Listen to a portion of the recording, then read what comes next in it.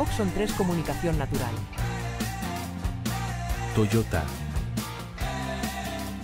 Renfe. Nuevo Espacio Elite. San Miguel. Coca-Cola. Universidad de Oviedo. El Ayuntamiento de Gijón y el Gobierno del Principado de Asturias.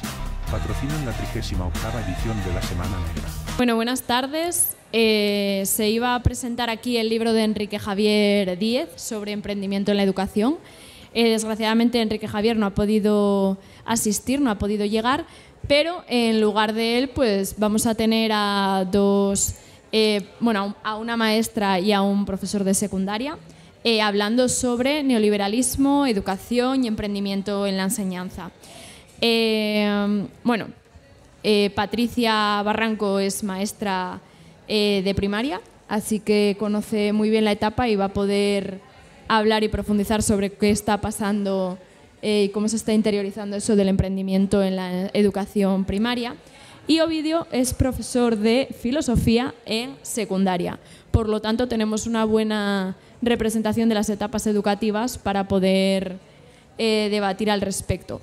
Vamos a ir haciendo una serie de preguntas y contestando, si os parece, y así vamos escuchando a uno y a otra y, luego si hubiese preguntas, pues también nos metemos a ello. Entonces, el emprendimiento, neoliberalismo educativo, todo eso, desde Comisiones Obreras se habla muchísimo de ello y cada vez está más de actualidad, ¿no? Como qué está pasando en la enseñanza pública. Así que la primera pregunta va sobre la ideología del emprendimiento. Que es una parte esencial de el relato neoliberal, ¿no? De cómo se va articulando ese neoliberalismo en la enseñanza. Cuando hablamos de emprendimiento, que es un término que ya tenemos metido en las leyes educativas, en la LOMLOE, ¿de qué estamos hablando? ¿Y cómo podemos definir el emprendimiento en la educación? ¿A qué se refiere? ¿Empiezas tú, Patri? Bueno, pues el emprendimiento en el marco neoliberal se reduce a transformar el sujeto educativo en un sujeto de consumo, en el consumidor. Entonces, sería un individuo competitivo, resiliente, es decir, que sea capaz de aguantar todo lo que le echen encima y precarizado, cuya libertad se limita a su capacidad de autogestión, de autogestionarse en un mercado laboral inestable, ¿vale? En este sentido, la LOMLOE, que es la ley que tenemos actualmente que regula el sistema educativo en España, trabaja por competencias, ¿no? Entonces tenemos una competencia, las competencias son las aptitudes, capacidades que tiene que tener adquirido el estudiante cuando termina las etapas de la educación, ¿no? Entonces, antes las leyes educativas formaban en contenidos, ¿no? Pues ahora eso, la LOMLOE forma en competencias, que ya es de por sí algo bastante neoliberal. Entonces la LOMLOE tiene la competencia emprendedora que dice literalmente que exige afrontar al alumnado, afrontar la incertidumbre y generar valor, naturalizando, por ejemplo, la inseguridad laboral. Esto es una competencia, como decía, básica de la LOMLOE y está por todas partes en esta ley, ¿no? Entonces, pues cuando hablamos de que en la LOMLOE se dice que el emprendimiento no se refiere a la creatividad, entendida como lo que vemos en las redes sociales, o la iniciativa, entendida como lo que hacen los influencers, por ejemplo, pues no, estas cosas se refieren a adaptar al alumnado a una sociedad de consumo en un mercado laboral precario. Es decir, a los docentes se nos pide que formemos pues mini empresarios en lugar de ciudadanos críticos. Por ejemplo, en primaria esto se traduce en actividades como vender pulseras, cuando realmente lo que deberíamos enseñar sería aprender al alumnado a cooperar para poder resolver los problemas reales del aula. Bueno, muchas gracias por la presentación. Demos un poco quizás de contexto, porque hablamos del neoliberalismo, empecemos por caracterizar a qué nos referimos. Tiene que ver con una corriente ideológica que se vincula con la Escuela de Chicago, se vincula con autores como Milton Friedman, como Hayek, y que a partir de los años 80 va a convertirse en una corriente ideológica que irá ganando enteros, irá convirtiéndose en una corriente prácticamente hegemónica y que surge del cuestionamiento de los elementos fundamentales de la socialdemocracia clásica. Todo lo que tenía que ver con el papel del Estado y de los servicios públicos como dinamizadores de la economía, como elementos que construían cohesión social, todo eso empieza a ser cuestionado desde la idea de que el mercado es un asignador eficiente de recursos y desde la idea de que la iniciativa privada es la respuesta a los diferentes problemas sociales y el mecanismo más eficiente para generar una sociedad ágil, una sociedad productiva y que en definitiva pudiera conseguir beneficio social, pudiera conseguir beneficio colectivo. El beneficio colectivo como algo que se desprende de la iniciativa privada, de la acción del mercado y de que el Estado se retire de todo aquello que tiene que ver con los servicios públicos o con el impulso de la economía. Eso sería el neoliberalismo a grandes rasgos como corriente ideológica que está muy vinculada a determinadas escuelas económicas. ¿En qué se va a traducir eso en el marco pedagógico, en el marco educativo? Bueno, pues ya lo delineó Patricia con bastante exactitud. En España, la primera ley educativa que va a incorporar una referencia a esta idea del emprendimiento, es decir, que es el sujeto el que tiene que ser resolutivo, el que tiene que saber sacarse las castañas del fuego y buscarse la vida por su cuenta y no esperar la ayuda de los servicios públicos o la ayuda de una serie de instituciones que protejan, que estimulen o garanticen los derechos, sino que la solución está en nuestras manos. Bueno, pues esa idea del emprendedor como el que, bueno, la imagen evidentemente más estereotípica del emprendedor es la del empresario de éxito, es alguien que logra pues triunfar en el mundo de los negocios mediante el recurso a la iniciativa privada.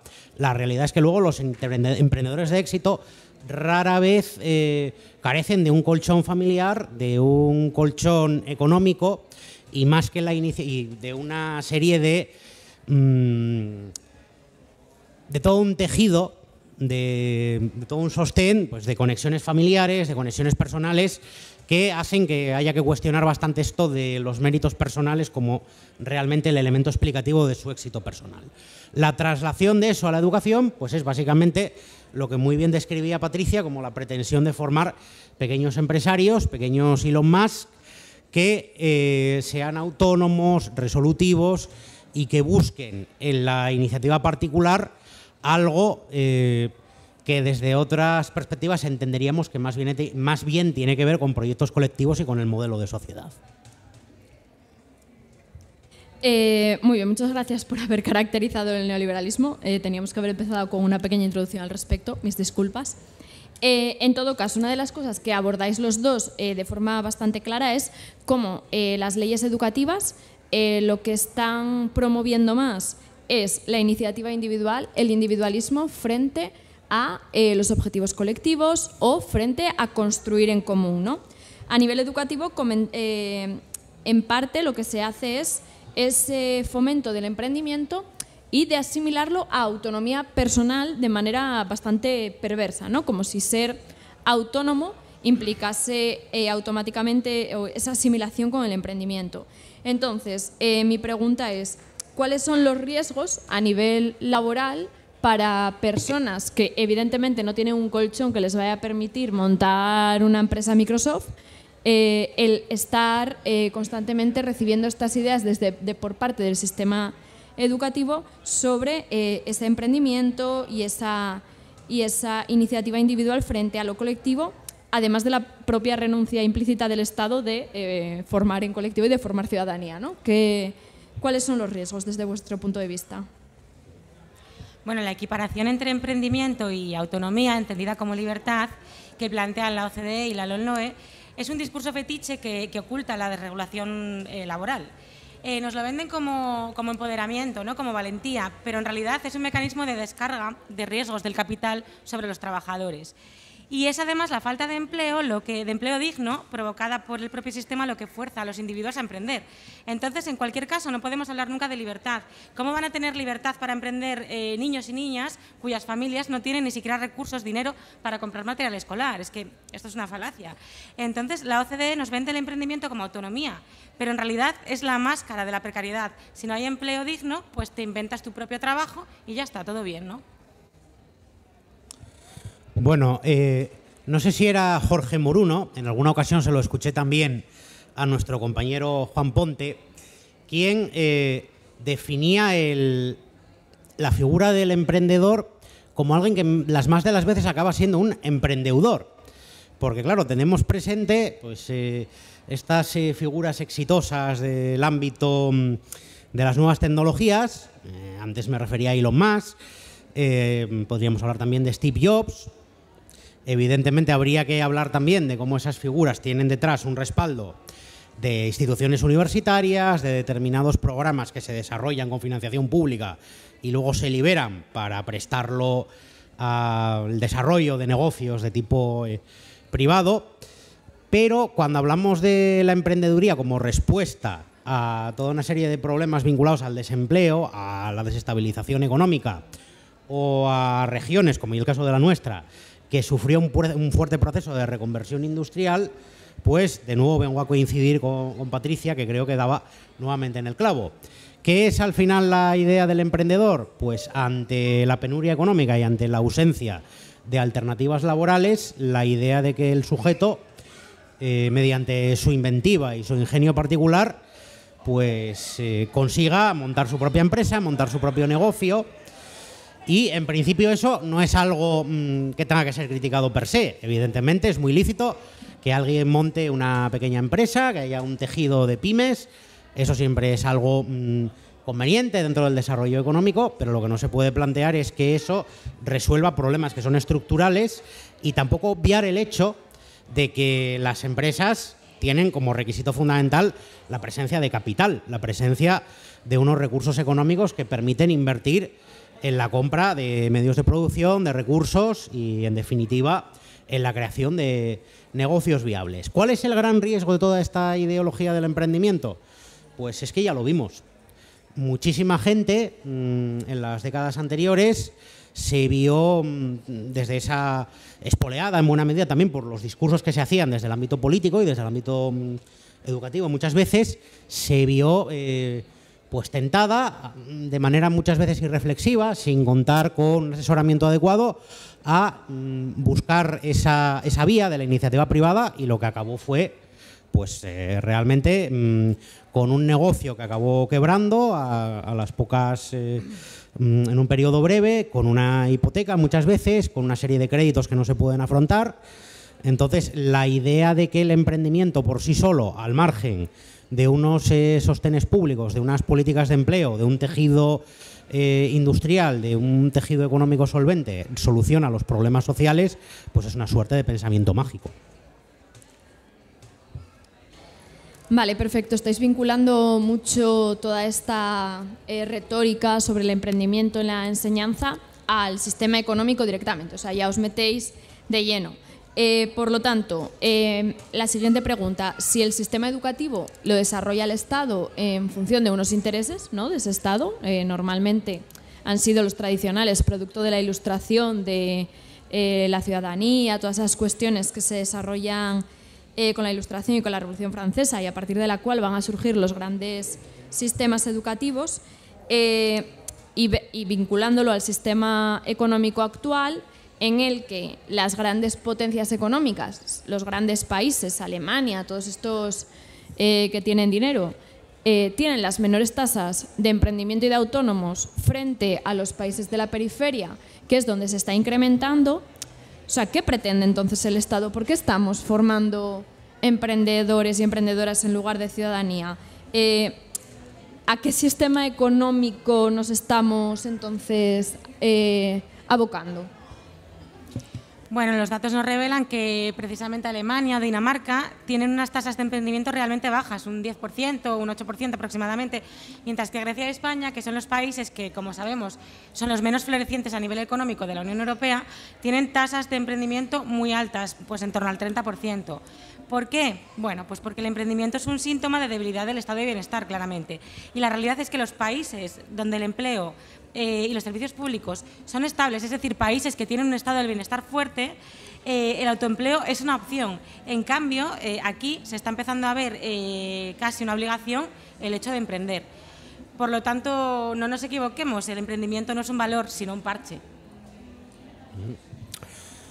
una economista que estuvo bastante de moda en los últimos años, Mariana Mazzucato, escribió una obra llamada El Estado Emprendedor, donde ella ponía el acento en que el gran dinamizador económico en las grandes potencias económicas es siempre el Estado, porque es el gran prestador de servicios, es el gran contratador, y las grandes empresas normalmente están vinculadas a las instituciones universitarias públicas, están vinculadas a todo un tejido de sostén político, a las grandes inversiones públicas, de tal manera que la idea del individuo que con una acción heroica logra crear un nicho de negocio a partir de la nada, pues más bien es un unicornio que una realidad. No obstante, sí que podríamos enlazar esto con otra cuestión, y es la asunción de esa teoría del emprendimiento. ¿Qué consecuencias tiene en el marco del sistema educativo? Porque ya hablamos de esa pretensión que viene reflejada en lo que se conoce como la competencia emprendedora, de que el alumnado pues desarrolle una serie de planteamientos pues que tendrían que ver con la autonomía personal, pero enfocada de una manera muy característica a este planteamiento economicista de aplicar todas las habilidades personales a la búsqueda de espacios de negocio donde puedo salir adelante, o incluso en el límite pues la ficción de que me voy a enriquecer, cosa que ocurre en casos evidentemente contadísimos. Esto, por cierto, se refuerza también bastante con toda esta explosión de los youtubers andorranos que vienen a enlazar con esta ideología del emprendimiento que era de otras épocas, pero que ahora cobra nuevos vuelos con este tipo de planteamientos. En el ámbito educativo, uno de los aspectos que yo creo que son más característicos de esta ideología de la emprendeduría es una cierta desvalorización de la dimensión teórica del conocimiento, porque precisamente donde está el plano reflexivo del conocimiento es en aquello que no tiene una aplicación práctica inmediata.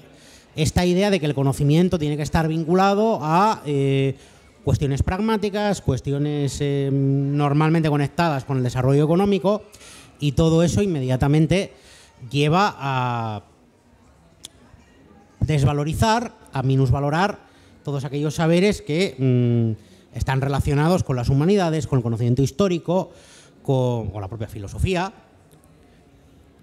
que es mi negocio a fin de cuentas.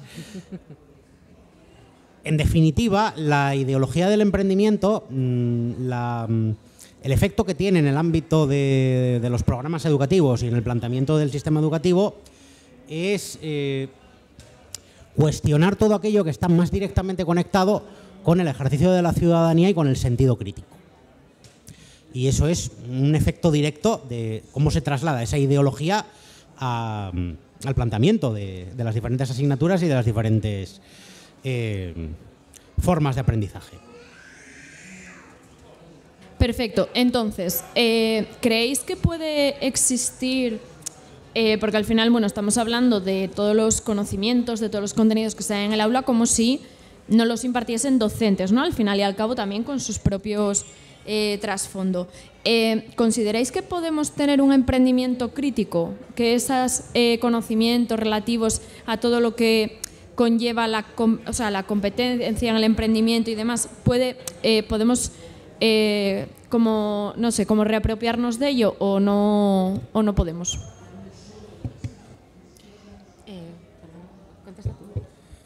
Abro fuego yo en esta ocasión. Sí. Bueno, vamos a ver. Evidentemente, la noción de emprendimiento hay que criticarla, pero lo que tampoco se puede plantear es una refutación en su totalidad. Es decir, hay ciertos elementos que se tienen que reivindicar. Lo que pasa que entendiendo que el emprendimiento no es la alternativa al tejido público, no es la alternativa a situaciones de desestructuración económica, no es la alternativa para buscar las soluciones a las altas tasas de desempleo que tienen que ver con las debilidades de la estructura económica del país.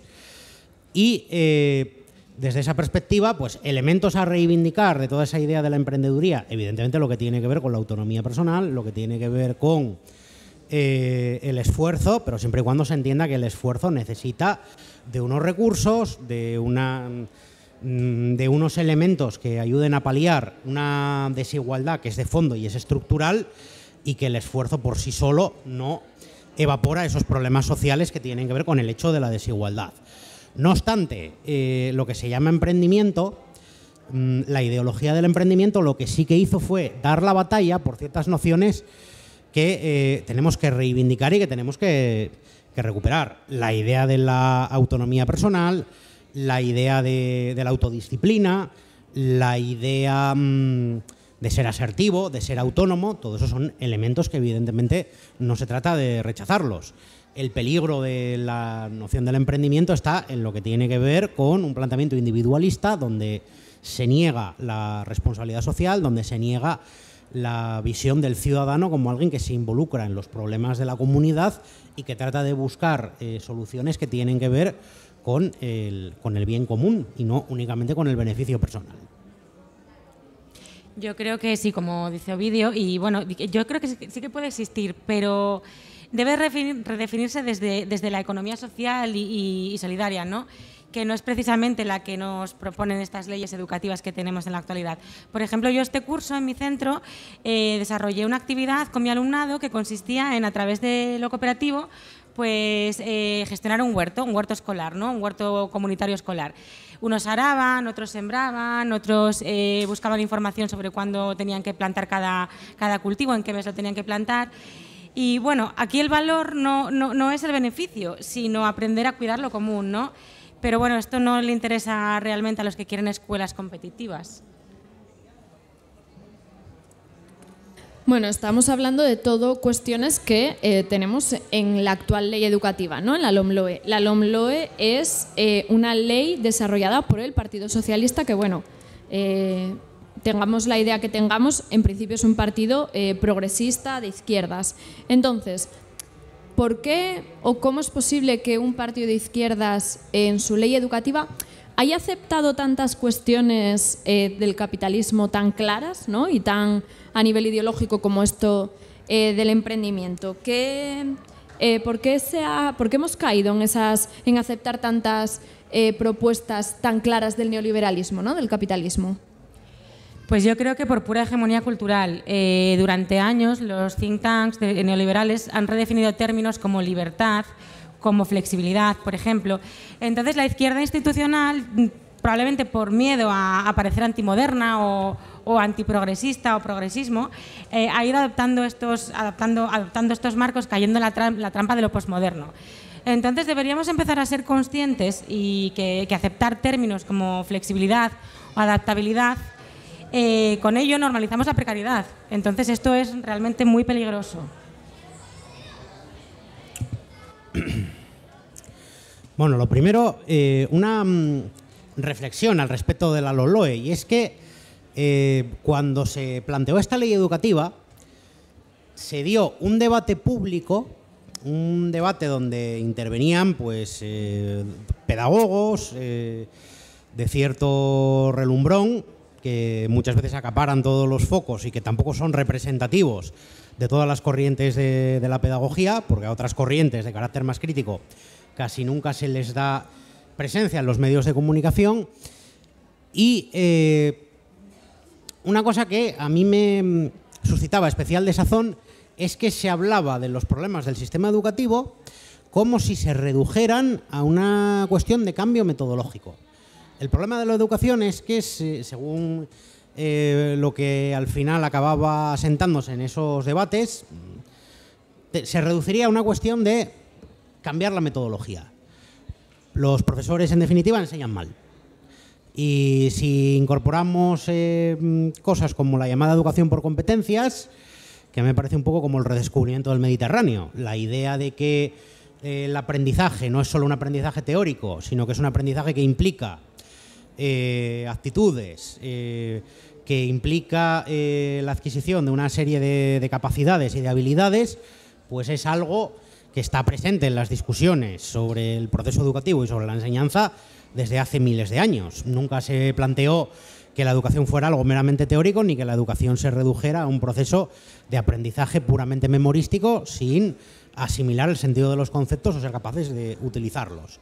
Sin embargo, en la discusión en torno a la LOMLOE, y eso ya había ocurrido con la LOCSE, ya había ocurrido con la ley que propulsó el Partido Popular con Wert, parece que todo se reducía a esa cuestión de cambiar la metodología, y lo que nunca se planteaba es cómo hay una serie de problemas estructurales, socioeconómicos, que son el condicionante fundamental de los problemas de la educación y que marcan también la diferencia entre lo que nos encontramos en los centros públicos y en otros centros que muchas veces segregan al alumnado o no tienen que enfrentarse a las problemáticas sociales de las que tiene que hacerse cargo la educación pública. ¿Por qué el PSOE asume en su ley educativa todos esos marcos ideológicos? Hombre, porque en buena medida el PSOE es lo que se conoce como un partido social-liberal. La izquierda institucional, y tampoco pretendo hacer una crítica destructiva, sino señalarlo en las posiciones ideológicas que vienen defendiendo, pues el PSOE es un partido que se adscribió a lo que se llamó la tercera vía, que se identificaba con personajes como Felipe González, Tony Blair, y asume unos planteamientos ideológicos y doctrinales que es lo que se conoce muchas veces como socialliberalismo. Y eso tiene muchísimos puntos en común con los planteamientos de corte neoliberal, evidentemente con algunos componentes sociales, con algunos componentes más atemperados, pero el planteamiento de fondo de que hay que privilegiar la iniciativa privada, de que la iniciativa económica tiene que corresponderle al capital y de privatizar sectores estratégicos de la economía, eso, además eso no es una opinión, eso es un hecho histórico, pues fue impulsado desde luego por partidos de esa corriente ideológica. Por tanto, la ideología de la que está empapada la ley yo creo que es perfectamente congruente con los planteamientos de ese partido político.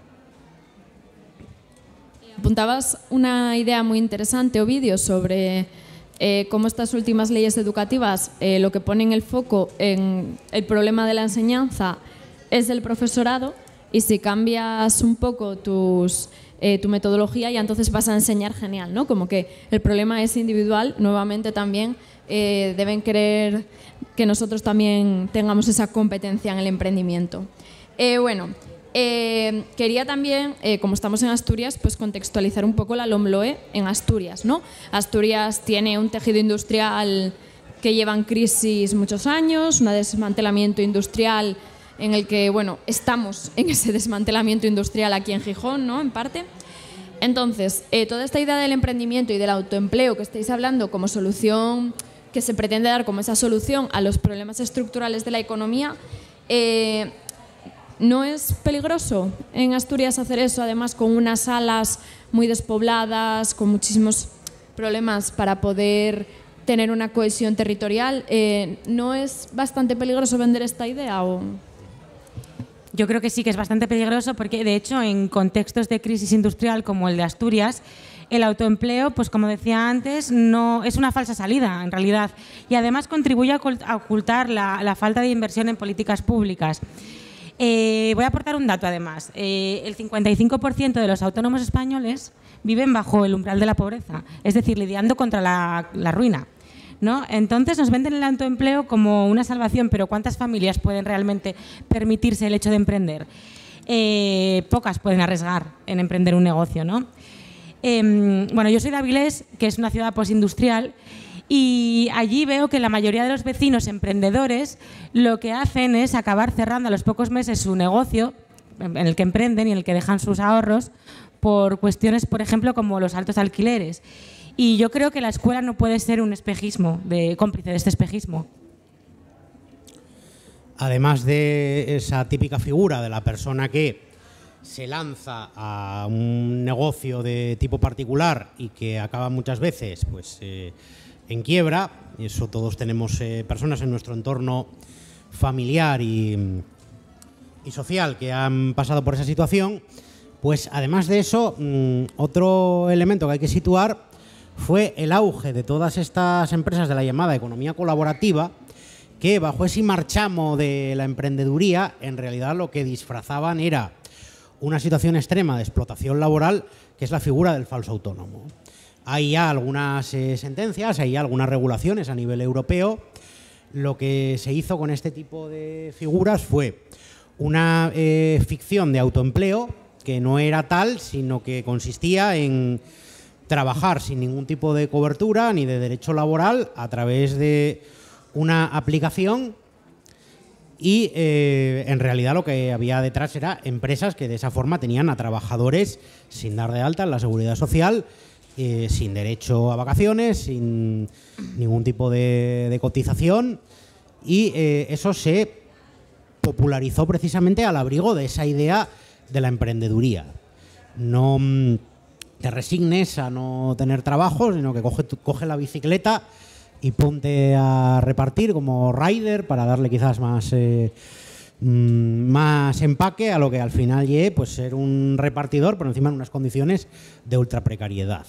Entonces, de nuevo incido en que no se trata de rechazar de plano la idea del emprendedor, o mejor dicho, del pequeño empresario en definitiva, sino de entender que eso no es la solución a problemas de desestructuración económica, que eso puede ser un complemento para el desarrollo económico, pero que la parte del león del desarrollo económico tiene que venir precisamente desde la acción de las instituciones públicas y desde la promoción de un tejido empresarial mediante políticas de desarrollo económico y no mediante la ficción de que la gente, haciendo eso lo llaman en Sudamérica resolver, de que la gente mediante el afán de resolver pues va a sacar adelante la economía de un país, porque eso en último término no deja de ser un puro espejismo. Me parece muy buen ejemplo el que pones con los riders, porque me parece como el máximo exponente de esta idea de tú emprende, tú esfuérzate, que seguro que tal, ¿no? Y cómo luego realmente esas ideas calan al punto de que con la ley rider y la regulación que hubo de tantísimos autónomos, hubo quienes dijeron, no, yo quiero seguir siendo autónomo, ¿no? Entonces, como al final muchas veces esas ideas calan tanto que acabamos asumiendo esos discursos. Volviendo a la LOMLOE es un poco la ley de las contradicciones, ¿no? Y es sorprendente porque ha generado muchísimas divisiones entre el propio profesorado de izquierdas. Hay gente que la ha reivindicado como suya, que se ha visto súper identificado con ella, y otros que todo lo contrario, ¿no? La LOMLOE, por ejemplo, habla de justicia social, habla de cooperación, habla de acabar con las desigualdades, y luego mete otras de cuñas como esta del emprendimiento, pero llevado de una manera torticera, ¿no? También habla de la educación emocional, cosas que en principio parecen muy guays, ¿no? Muy positivas, pero que luego están un poco retorcidas. Entonces, ¿por qué hace estas cosas la LOMLOE? ¿De qué manera vende estas ideas como el emprendimiento, pero que luego no hace más pues, que generar desigualdades, como estáis hablando? La LOMLOE habla de justicia social, habla de emprendimiento, pero el emprendimiento reproduce privilegios. Y aquí voy a hablar de la ideología del esfuerzo, que está tan de moda hoy en día, ¿no? En la ideología del esfuerzo se premia al que más se esfuerza, ¿no? A los que más se esfuerzan. ¿Pero en qué consiste esto del esfuerzo? Pues el esfuerzo en educación, en este caso, consiste en formarse. Formarse más y más, cada vez más. Formarse pues haciendo másteres, haciendo cada vez más cursos, idiomas en el extranjero, etcétera, etcétera, ¿no? Entonces, ¿cómo se hace esto? ¿Cómo se consigue? Pues nada, pagando. Es así de simple. Entonces, ¿qué pasa? Pues que el que más formación tenga es obviamente el que más se ha esforzado, y el que más formación tenga, el que más se esfuerza, es el que puede comprar esta formación. Entonces estamos entrando así en una espiral muy peligrosa que lo que hace es precisamente reproducir lo que decía antes, ¿no? Que la educación es un objeto de consumo donde el sujeto de consumo es el estudiante. Entonces, este estudiante es competitivo y es, como decía antes, resiliente, porque tiene que ser resiliente, porque tiene que darse cuenta de que es necesario pasarse la vida formándose, consumiendo más y más y más para poder llegar a algo. Entonces, aquí lo que se está obviando es que en realidad el éxito no depende más que del dinero que tú tengas. Es decir, el éxito depende del capital económico y cultural que tengan las familias. Por lo tanto, una niña, por ejemplo, que nazca en una familia que puede pagarle más formación, más extraescolares, va a tener seguro, fijo, más oportunidades que una niña que crezca en una familia que no tiene recursos, ¿vale? Entonces, esto también me recuerda mucho a lo que estamos escuchando todos los días, día sí día también, con el tema de las universidades privadas. Están en la prensa constantemente intentando vendernos el discurso de que las universidades privadas son buenas para Asturias, quieren colarnos esto. Y al final de lo que se trata es de hacer negocio con la educación, ni más ni menos.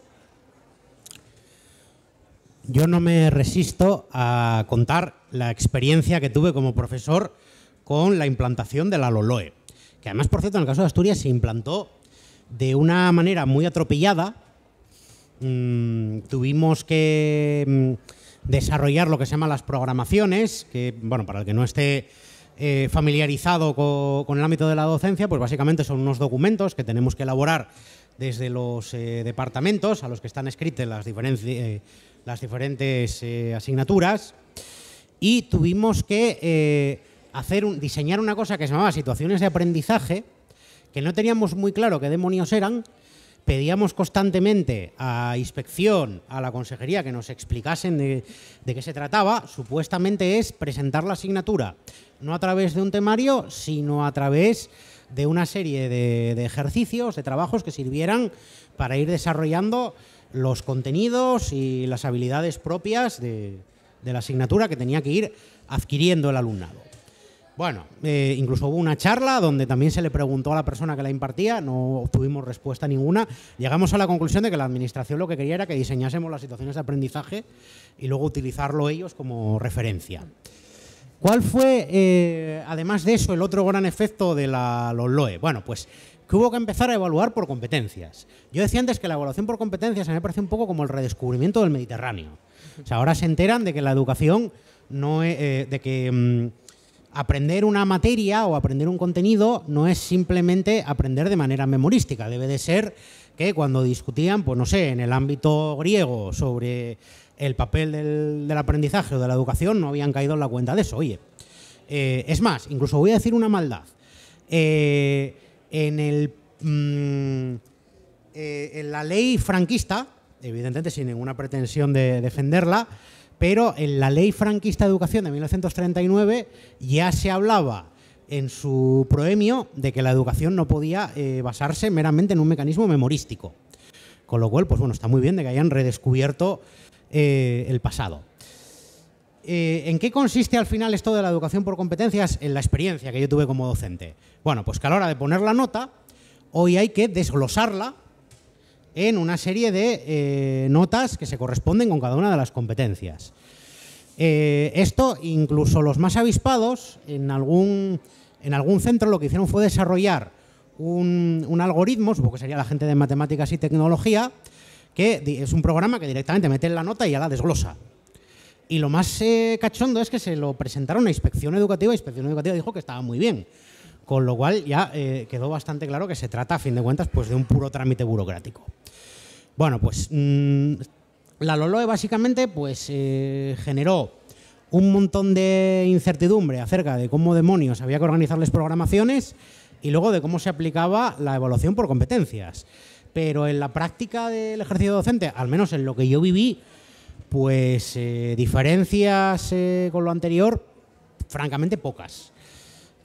Cambios, por ejemplo, en el sistema de promoción de curso, que ahora dependen pues, de una votación del equipo docente, lo cual a los profesores nos preocupa que genere cierta inseguridad, ¿no? O sea, un alumno puede pasar incluso con todas suspensas si hay un voto favorable de la junta docente, de los profesores que lo evalúan. Bueno, pues más allá de estas cuestiones, yo no aprecié ninguna diferencia sustancial. Y claro, los elementos sustanciales de la educación tienen que ver con los recursos, tienen que ver con las ratios, con que se reduzcan y tengamos un número asumible de alumnado a la hora de trabajar con él, poder garantizar que en las clases pues, haya un ambiente de estudio, un ambiente de respeto, que muchas veces no es posible por diferentes circunstancias, contar con más profesorado.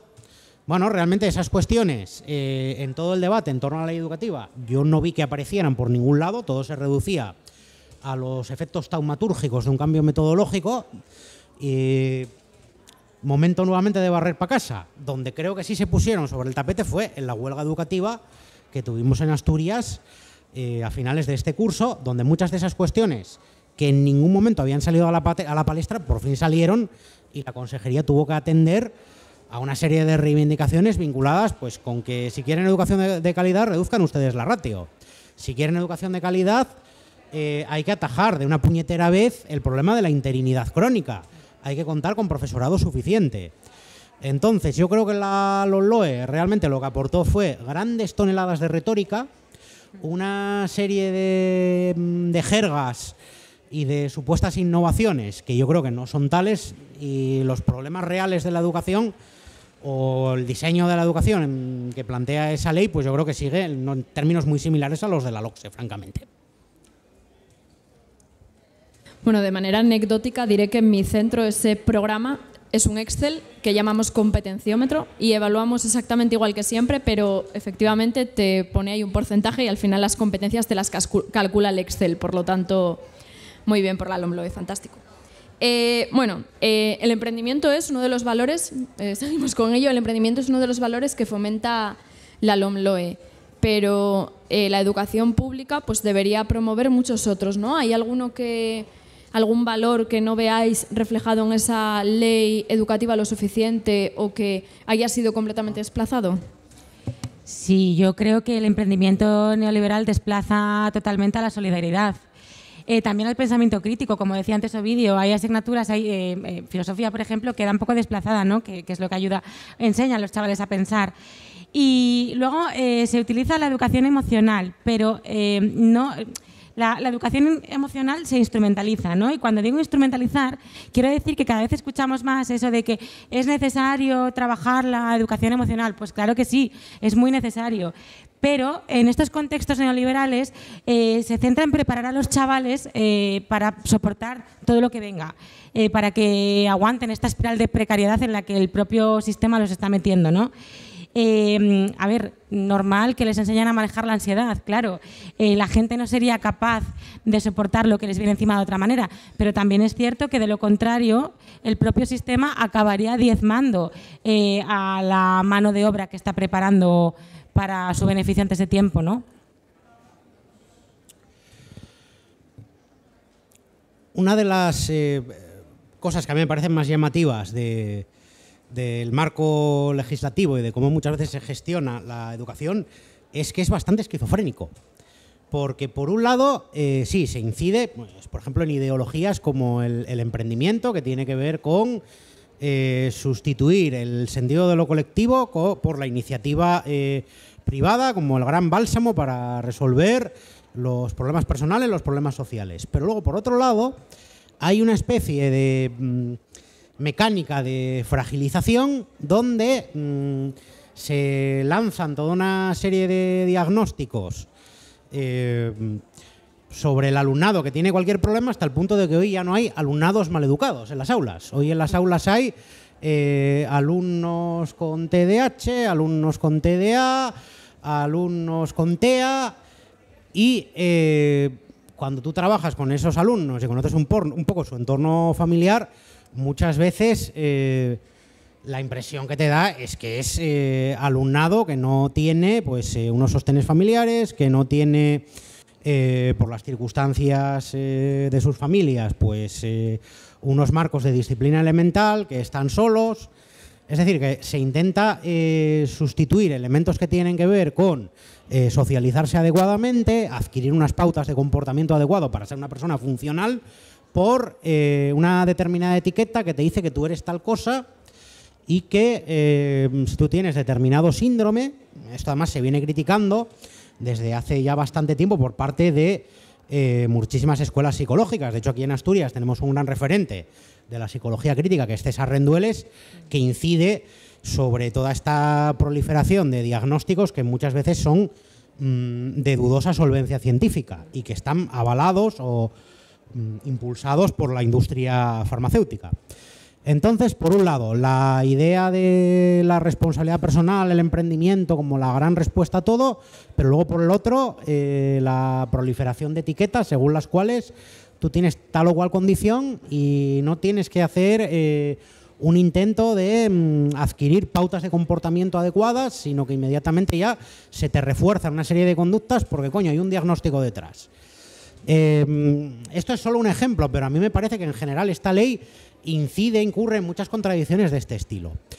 Y uno de los elementos que a mí me parecen, y además creo que lo mencionábamos antes, que a mí me parecen más problemáticos de esta ley y de todo el trasfondo ideológico que tiene detrás, es el cuestionamiento del papel del conocimiento como un elemento de emancipación. Porque yo entiendo que si la escuela, las instituciones educativas funcionan como un instrumento de cohesión social, es porque se garantiza el acceso del alumnado a una serie de saberes que le permiten tanto el desempeño profesional como convertirse en un ciudadano a todos los efectos, con capacidad de intervención en la vida pública, con capacidad de pensamiento crítico, de reflexión personal. Pero esto que sí que está recogido en la ley, pues casa luego mal con la idea, por ejemplo, de que las asignaturas hay que hacerlas atractivas. Bueno, hay que hacerlas atractivas, no sé. ¿El cálculo diferencial hay que hacerlo atractivo? Pues hombre, el que quiera estudiar ingeniería o tener una formación básica para entender algo de física o de matemáticas a cierto nivel, pues tendrá que aprender cálculo diferencial con independencia de que le resulte o no le resulte atractivo. Entonces esa idea, que Patricia incidía también en ella, de convertir el conocimiento en un producto de consumo que tiene que ser atractivo. Hombre, el buen profesor sabe hacer amena una clase, intenta hacer atractivas las lecciones, pero lógicamente esto tiene sus límites y evidentemente, pues no sé, explicar los adverbios, pues uno podrá ser muy hábil a la hora de hacer amena la clase, pero supongo que tiene también un cierto componente de ponerse a estudiar los adverbios o el complemento directo o lo que se requiera. Entonces, esa idea de la conversión de la educación en un producto, donde al final el profesor, en vez de ser un profesional de la enseñanza, es más bien una especie de animador sociocultural que tiene que convertir la clase en una sala de juegos y dejando totalmente de lado la idea que yo creo que es el quid de la cuestión, que es que el alumnado consiga aprender, que es lo que yo entendía cuando decidí dedicarme a la docencia, que era el propósito fundamental del sistema educativo.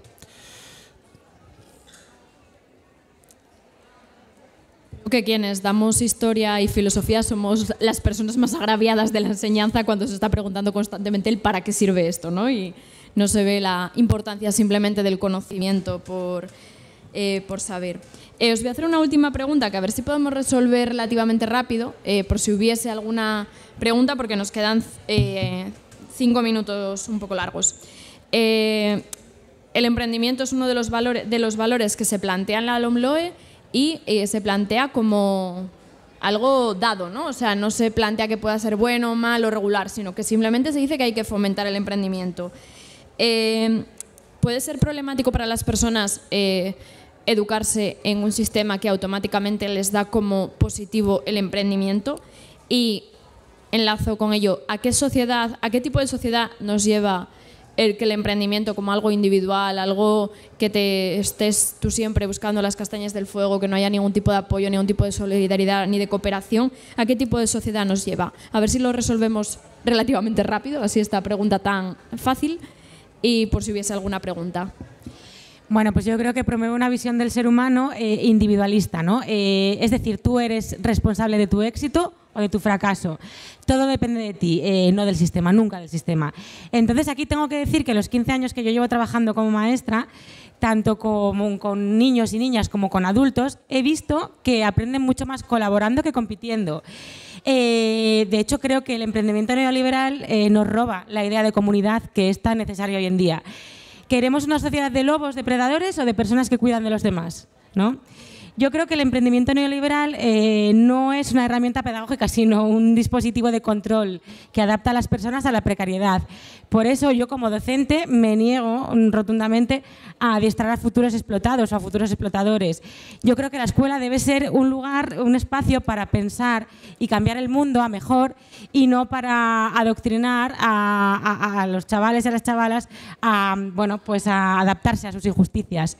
Yo propongo recuperar pedagogías críticas como la de Freire, por ejemplo, que me gusta especialmente, y las alianzas con la comunidad educativa y también, por ejemplo, pues con los sindicatos, ¿no? Yo creo también que otro modelo educativo es posible, realmente. Si el emprendimiento lo entendemos como un canto a la iniciativa personal desde la búsqueda del lucro propio, pues qué mayor emprendedor que Santos Cerdán, qué mayor emprendedor, por ejemplo, que Juan Carlos. No tiene mérito que una persona que desde la cuna tiene todo tipo de privilegios, que no tiene que pagar ninguna factura, que no pasa ninguna necesidad, se dedique a montar sociedades opacas, a cobrar mordidas.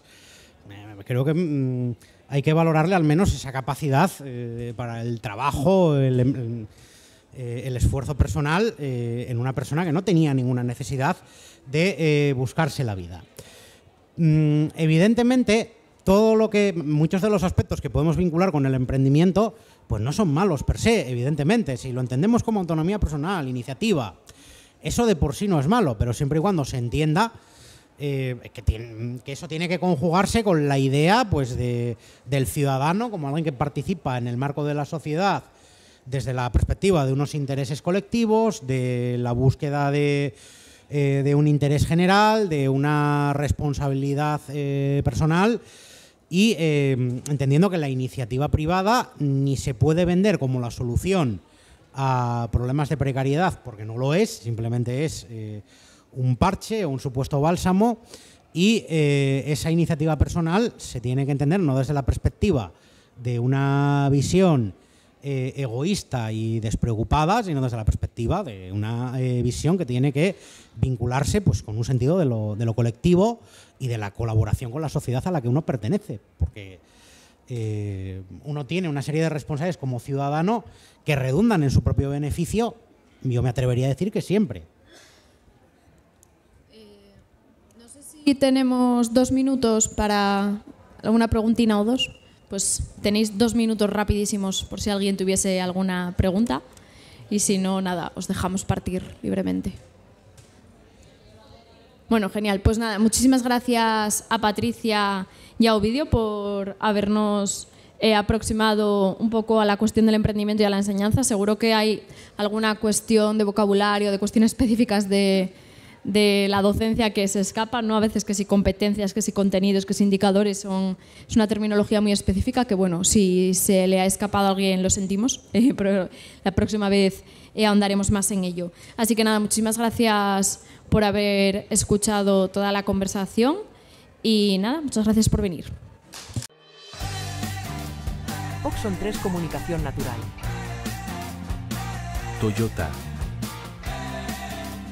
Renfe. Nuevo Espacio Elite. San Miguel. Coca-Cola. Universidad de Oviedo. El Ayuntamiento de Gijón y el Gobierno del Principado de Asturias. Patrocinan la 38ª edición de la Semana Negra.